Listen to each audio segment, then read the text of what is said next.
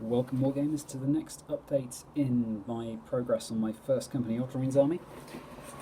So I'm pretty much out of time now. I've gotten to the end of this weekend. I've painted for as much as was physically possible in that time. Didn't manage to spend the entire weekend painting due to one thing and another, as always whenever trying to pursue these things, real life basically happens. But I'm pretty pleased with where I've got to. Didn't actually think I was going to get necessarily this far. Again, the challenge was just to get as much base coated as I could. I had no real expectations to try and paint them all within the space of one weekend, especially for things like hard edge highlighting. That usually takes me about a week per squad on a good week, so you know, to get this far I'm pretty pleased. I think the main bits that have been left unbase coated are the tabards for the veterans that have got robes, mostly because I'm not sure what base colour to use for those yet, so I wanted to do a bit of research into that to kind of pick I'm thinking I want maybe a bit more white than you tend to get on the box art, but not as white as the helms. I'm trying to keep those really cold and pristine whites and maybe draw some of the attention to them, especially with all the gold on the miniatures. But I think a nice strong white helm with red eye lenses will help to put the focus in the right place. You can see at the back the honour guard there.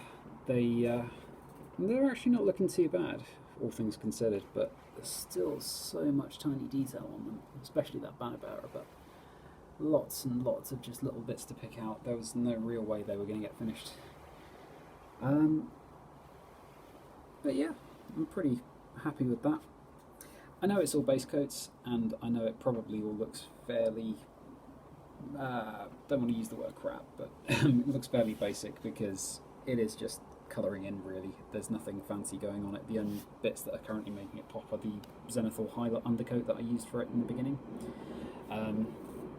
The only difference though between where these models are at and where that Terminator's at is that Terminator's had the benefit of a few washes, so all of the gold details have been washed down, all of the armour has been panel lined with black wash, similar for the bolt gun. All the metal has been washed down on it.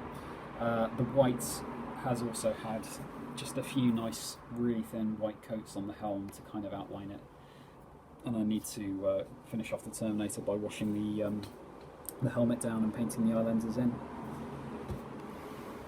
Still, it's a lot of veterans, and I'm really pleased to have got to this stage. Still loads to do. Got all the characters waiting at the back, but I think rather than do a mass batch effort on the characters alone, it's just going to be a nice reward once I've gotten through the various squads here to just pick one hero at a time, take my time painting it, probably at the same time that I do that banner. I think this has been really fun.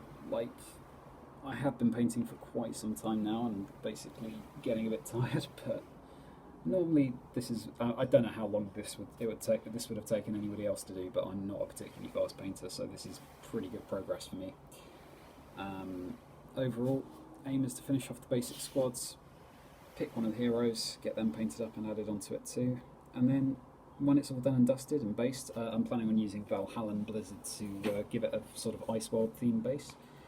This is very much a Fall of Daimos inspired army, and yeah, I'm really kind of happy with where it's gone.